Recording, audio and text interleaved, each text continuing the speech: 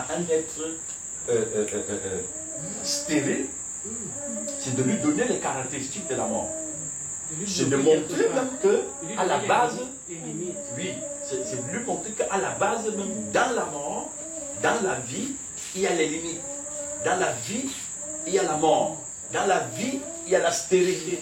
Mais pourtant, ces caractéristiques, ces caractéristiques sont bien identifiées à la conscience cosmique. Donc on ne peut pas trouver les limites dans le Créateur. C'est pas possible. Mais frère, puisque c'est le Père qui a fait venir Satan à l'existence, comment tu peux dire encore qu'on ne peut pas trouver ça dans le Créateur, mais c'est lui qui a fait venir ça à l'existence, tout ça? Mais le Créateur fait venir la conscience cosmique à l'existence. Ne dis pas que la conscience cosmique émane de lui. C'est un outil. C'est un outil. Ce n'est qu'un outil de travail. Et les limites de cet outil de travail est bien perceptible. Elle n'émane pas de là. Parce qu'on parle de caractéristiques. Les caractéristiques, c'est l'identité du Créateur. Alors, dans la conscience cosmique, elle peut venir à l'existence pour servir comme outil de travail, mais il n'y a pas les caractéristiques là-dedans. C'est la même chose qu'on dit, par exemple, sur une maison. Tu peux faire venir cette maison dans ta pensée à l'existence, mais tu ne lui donnes pas tes caractéristiques. Plus on dit que les enfants qui sortent de nous, c'est notre prolongement. Oui. Au fur et à mesure qu'ils grandissent, même quand tu vois la manière dont l'enfant se comporte, tu vois que peut-être ce sont les choses que tu fais souvent. Tu vois un peu. Mais c'est le Satan, il a été créé par... Il n'est pas sorti, c'est-à-dire qu'il n'émane pas du Créateur. Ce qui émane du Créateur, c'est l'homme. La seule composante, ou alors la seule identité du Père, c'est celle qu'on retrouve chez l'homme. C'est celle qu'on retrouve chez l'homme. Il n'y a que l'homme qui émane du Créateur. Toutes les autres composantes de l'univers émanent de la conscience cosmique, et la conscience cosmique, c'est-à-dire émanent de la conscience cosmique, et la conscience cosmique est venue à l'existence par le vouloir du Créateur. Ce n'est que son outil de travail. Et quand tu regardes bien le fonctionnement de la conscience cosmique, tu vois bien pour comprendre que le Père ne lui a pas donné ses caractéristiques. Il faut comprendre bien qu'il est limité. Il entre dans la mort, tu vois, il est régi par le temps, mais l'homme n'est pas régi par le temps. Le Créateur lui-même n'est pas régi par le temps. Et dans les Écritures, il y a un exemple où Moïse dit l'homme dit que Moïse même était esclave, c'est-à-dire c'est un outil de travail. Il était esclave, mais lui, il n'est pas, il est fils. Le fils, c'est celui qui émane du Père. Le reste, ce sont des outils de travail. Et quand je comprends, comme tu es en train d'expliquer là, nous voyons un peu le processus de Pharaon. Quand il envoie même Moïse, il dit que Dieu il va endurcir le cœur de Pharaon. Cela veut dire qu'il a le pouvoir, même sur, comme on dit, sur la conscience cosmique. Comme tu es en train d'expliquer, que si la mort qui est là, comme on dit, la conscience cosmique qui est là, il est vraiment un outil que le Père utilise. Donc, comme on dit, en lui, on retrouve la mort, mais le Père bâtit dans la mort la vie. Mais la mort ne peut pas se bâtir dans la vie. C'est des choses ce que moi je comprends. La mort ne peut pas s'élever pour se bâtir dans la vie. Mais la vie a le pouvoir de se bâtir, comme on dit, de neutraliser la mort et de faire ce qu'il veut. Ce n'est même pas que la vie régit la mort. Voilà. La vie régit la mort. La vie, c'est elle qui permet à la mort de s'exprimer. Donc, s'il n'y a pas le principe créateur, la mort disparaît. C'est pourquoi on dit qu'à partir maintenant de cette compréhension, les événements au quotidien, tu comprends que c'est le Père qui est en train de régir cela. C'est elle qui régit. Parce que quand on dit que c'est Satan, c'est le Père qui a créé Satan, ce n'est pas dire que c'est le Père qui l'a enfanté. Non. Non. Ce que le Père enfante, c'est son Fils. C'est son émanation. Ce qui est venu de lui, c'est-à-dire que sorti de son gène. C'est ça. Donc, et tu verras par exemple que, je peux prendre quel exemple, comme je prenais la maison, on peut faire venir à l'existence beaucoup de choses. Mais cependant, on ne leur donne pas nos caractéristiques. Ce sont des outils de travail. Ce sont que des outils de travail. Et ces outils de travail ne peuvent fonctionner que si nous, on est là. C'est comme les poules. Si nous, comme les poules qui sont là. Les poules là t'appartiennent, mais tu ne peux pas impliquer en cette poule ce que tu es. Tu ne peux pas lui donner tes caractéristiques. Mais cependant, je peux vivre avec les poules. Je peux même les mettre à la maison.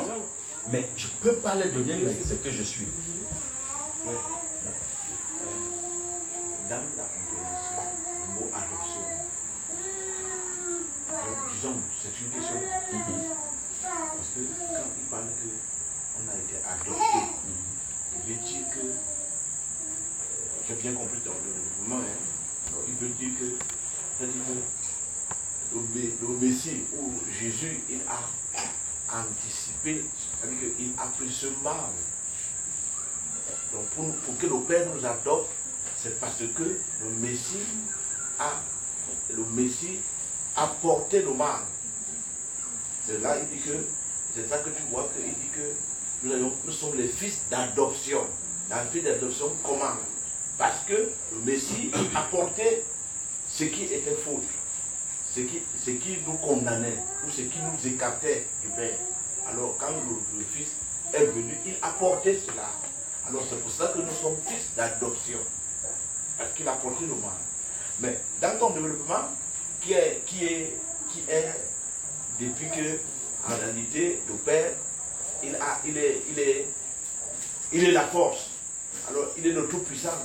Ça veut dire qu'il n'est pas faible pour adopter ce qui est. Bon, et ils disent que, en réalité, l'adoption vient dans le fait que le Messie a porté le mal. A porté le péché. Le péché. Il faut dire le péché. Voilà. Pourtant, le péché, c'est quoi?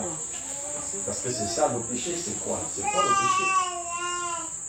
Est-ce que depuis qu'on les a adoptés, ils ne sont pas toujours régis par cette loi? C'est ça, parce que justement, on dit confesse et dit que tu es adopté, parce que le Christ a porté tes péchés. Mais le péché, c'est quoi? Le péché, c'est la conscience cosmique. Alors maintenant, émanant de la conscience cosmique, ils ne peuvent pas sortir de cette conscience. Maintenant, le Créateur ne vient pas adopter la conscience cosmique. La conscience cosmique n'est pas concernée par le salut. Parce que le salut, c'est l'homme qui émane du Créateur. La conscience cosmique, elle existe où tu es là. Tu existes même avant d'entrer dans le ventre de ta mère. Tu étais dans la conscience cosmique. Tu existes. Donc, ce qui fait en sorte que ce n'est pas parce qu'on te voit aujourd'hui que tu existes. Tu as toujours existé dans la conscience cosmique. Et si la conscience cosmique c'est le péché, tu as toujours été péché, même sans que tu n'existes. Bon, maintenant, quand tu entres dans l'univers, si tu es une terre dans laquelle l'homme va émerger, alors quand l'homme émerge là, c'est-à-dire qu'il vient créer dans toi, il crée une nouvelle terre. La terre, c'est la compréhension. Il crée une nouvelle compréhension là. C'est pourquoi il avait dit que tu ne peux pas mettre le vieux vin sur l'ancien vin. Donc, il doit d'abord créer une terre. Et c'est cette terre-là dans laquelle il émerge. Quand il émerge, l'ancienne terre que tu étais, c'est-à-dire conscience que tu étais, compréhension que tu étais, est crucifiée. Il est réduit à l'impuissance. Il ne peut plus s'exprimer. Parce que là où il y a la lumière, il n'y a pas les ténèbres. Là où le Créateur s'exprime, on ne peut pas voir la mort s'exprimer. Mais pourtant, les gens disent, nous sommes adoptés. Nous crions par l'Esprit de Dieu, Abba Père. Mais cependant, ce qui se rend visible au quotidien en eux, ce sont les manifestations, les caractéristiques de cette conscience cosmique. La haine, la jalousie, la rivalité, je vois, les calomnies, c'est toujours ça. Mais qu'est-ce qu'ils vont te dire? Jésus a porté nos péchés. Jésus est venu nous adopter. Nous sommes enfants de Dieu. La mort ne peut plus rien contre nous. Mais la mort, c'est quoi? Qu'est-ce que c'est que la mort? La mort, c'est tout ce qui est renfermé dans les limites. C'est ça la mort. Parce que la définition qu'on a donnée à la mort dans les dictionnaires, c'est un outil de commerce. C'est un outil de commerce. La mort, c'est tout ce qui est renfermé dans le temps. La mort, c'est ce qui est provisoire. La mort, c'est ce qui n'est pas, qui n'émane pas du Créateur. C'est ça la mort. Donc, quand tu es une conscience qui ne vient pas du Créateur, tu es la mort. Tu es le péché. Maintenant, Jésus n'avait pas besoin d'aller porter le... Quand il portait le péché, c'est comme si le péché était un morceau de caillou ou quelque chose qu'il porte. Mais le péché, c'est la compréhension cosmique. C'est ça le péché. Alors Jésus n'a pas besoin de porter ça. Qu'est-ce que le Créateur a fait? Le Créateur, comme il a le pouvoir de se multiplier lui-même, il n'a qu'à reproduire son espèce. Et son esprit, c'est quoi? C'est la compréhension qui vient de lui, qui émane là dans des nouvelles terres, et puis il se rend visible dans l'univers. Et c'est le Créateur qui fait son œuvre. Donc quand quelqu'un dit Jésus est en moi, ça veut dire, ou alors le Créateur est en moi, ça veut dire que c'est le Créateur qui s'exprime. C'est pourquoi l'homme a dit, si vous me voyez, vous avez vu mon Père. Si tu me vois, tu as vu mon Père. Pour te montrer qu'il est le prolongement du Créateur. Il n'est pas en dehors de ses sources. Donc quelqu'un ne peut pas dire, j'émane du Créateur, et quand on le voit, on voit la conscience cosmique s'exprimer. Quand on le voit, on voit la haine s'exprimer, la jalousie s'exprimer, la peur s'exprimer. Donc, que ce soit le péché c'est tout ce qui est tiré de la conscience cosmique. La mort, c'est tout ce qui est renfermé dans le temps, dans les limites. La mort, c'est ce qui n'est pas productif. Mais le Créateur est productif. Il est productif. Et c'est pourquoi tu verras même que on vous dit que quand l'homme est dans l'univers, je te dis, quand l'homme est dans l'univers, personne ne pouvait, ceux qui avaient le discernement, comprenaient très bien qu'ils ne manquent pas de la même source que eux. J'ai dit, même les pharisiens qui étaient des hauts prêtres de Satan, des hauts prêtres de la conscience cosmique, à un niveau très avancé, ils avaient bien discerné que ce monsieur n'est pas tiré de la même source que nous. Parce que le Fils de Dieu, le Fils du Créateur, c'est la lumière de l'univers. C'est l'étoile du matin, mon frère.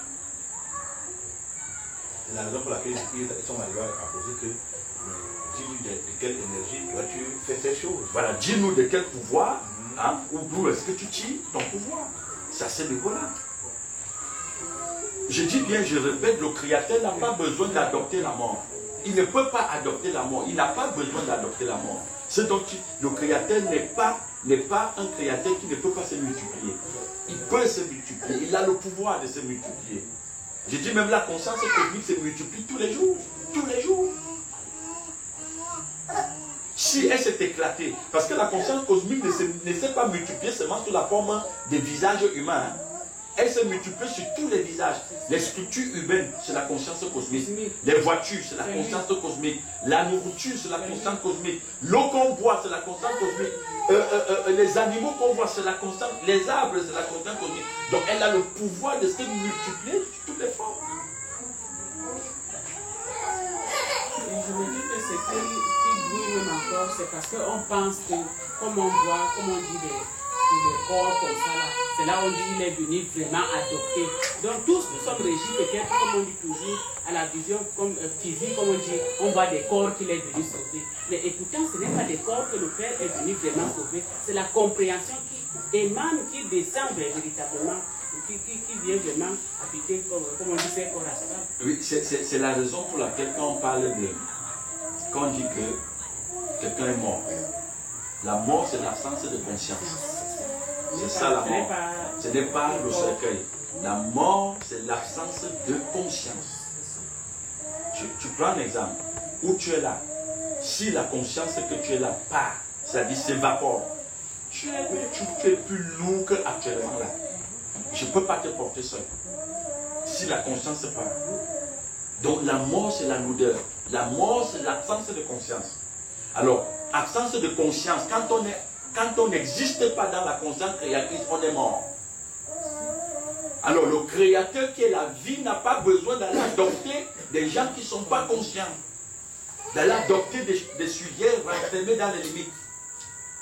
Ce dont il a besoin, c'est multiplier juste son espèce, c'est-à-dire se reproduire lui-même dans une terre. C'est ça qu'il fait. Et tu verras que maintenant, quand vous allez me poser la question, par exemple, quand la compréhension là émerge dans le corps astral là, alors qu'est-ce qu'il devient, par exemple, comme les pôles qui sont partis de leur corps. En ce moment, on parlera de désintégration. Parce que quoi? Parce que la conscience qui vient du Créateur, elle se désintègre et retourne à la source créatrice. Toi, le sujet cosmique, l'être astral que tu es à la base, et que tu existais dans la conscience cosmique avant même de venir dans l'univers, tu retournes aussi à la conscience cosmique. Et là, on parle d'évaporation. Tu t'es évaporé. Tu t'es évaporé. Mais c'est l'homme qui se désintègre. Parce que l'homme doit se désintégrer, veut dire qu'il doit quitter le corps. conscience et le vase va faire quoi? Il va s'évaporer. Maintenant, l'évaporisation de l'humain se passe en deux dimensions. La première dimension, la conscience cosmique qu'il était, quand elle s'évapore, le corps reste là. Maintenant, le corps, quand on le met dans la tombe, ce que les gens appellent la mort, quand on met le corps dans la tombe, puisque tu as peut-être 50 ans, 40 ans, 30 ans, 4 jours même d'existence, il faut bien qu'il y ait aussi des jours pour que ce corps qu'on a mis dans la poussière prenne du temps pour s'évaporer aussi. Donc on parlera d'un processus d'évaporation à ce niveau-là du corps. Parce que le corps aussi que tu vois là, c'est de l'énergie. C'est le prolongement de la conscience. C'est de l'énergie. C'est pourquoi Einstein disait que E est égal à mc2. Donc la masse d'énergie. M, la masse d'énergie.